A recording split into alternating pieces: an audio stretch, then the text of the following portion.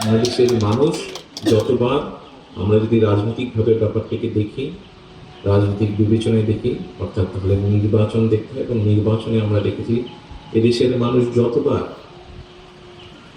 সুযোগ পেয়েছে স্বাধীনভাবে ভোট দেবার, তারা বিএনপির পক্ষেই রায় দিয়েছে। কাজে এটাই প্রমাণ করে যে বাংলাদেশের মানুষই হচ্ছে বিএনপির আস্থার প্রতীক বা পরিপূরক।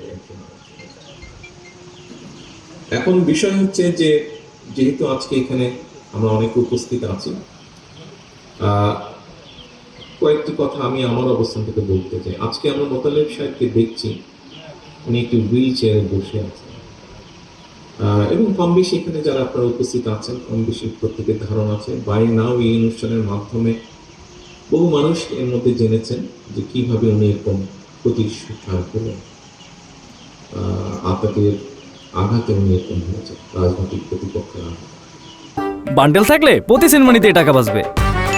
বিকাশ সেনমানি বান্ডেল কিনে জিতুন প্রতি লেনদেনে। প্রিয় সহকর্মী বৃন্দ, প্রিয় উপস্থিতি বৃন্দ, আমি বহু বছর যাবৎ প্রবাসে আছি, থাকতে বাধ্য হয়েছে বিভিন্ন কারণ, সেই প্রসঙ্গে নিজের আমরা বিস্তারিত আলোচনা।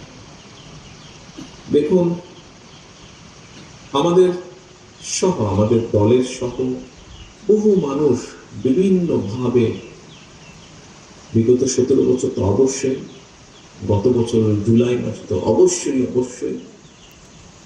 এবং তারও আগে বিভিন্ন সময়ে মানুষের অধিকার প্রতিষ্ঠা করার জন্য, সেটি ভোটের হোক, রাজনৈতিক হোক, সাধারণ মানুষের অর্থনৈতিক স্বাধীনতার ক্ষেত্রেই হোক, বহু আন্দোলন হয়েছে দেশে, বহু সংগ্রাম হয়েছে, বহু নির্যাতন হয়েছে, বহু মানুষ শহীদ হয়েছে। আসুন আমরা সকলে মিলে, অনেক হয়েছে, ইনাফ, বহু মানুষ নির্যাতিত হয়েছে, বহু মানুষ হত্যা হয়েছে, শহীদ হয়েছে, ইনাফ।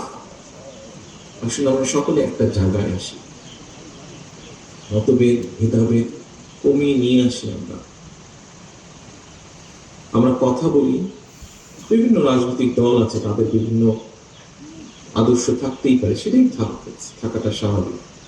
আমরা বহুদলীয় রাজনীতিতে বিশ্বাস করি, বিভিন্ন রকম মত থাকবে, এটাই স্বাভাবিক। পৃথিবীতে সব গণতান্ত্রিক দেশই আছে। বাট আসুন আমরা সেই ঝগড়া ফ্যাসাদ থেকে কিছুটা হলেও দূরে সরে আসি।